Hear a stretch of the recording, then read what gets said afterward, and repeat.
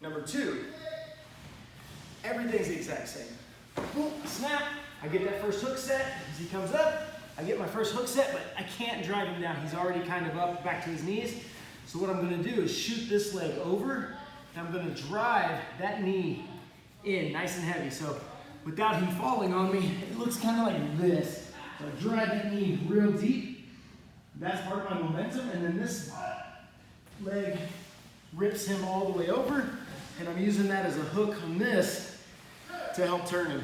Across the feet, 1, 2, 3, open, set my hook, okay? Same basic concept, I get my snap, I set my first hook, he's not going with it, boom, I just drive him all the way over, boom. So you can see I have some control here, okay? So that's helping me turn him right to my hook, pop, pop, pop, open, set my hook.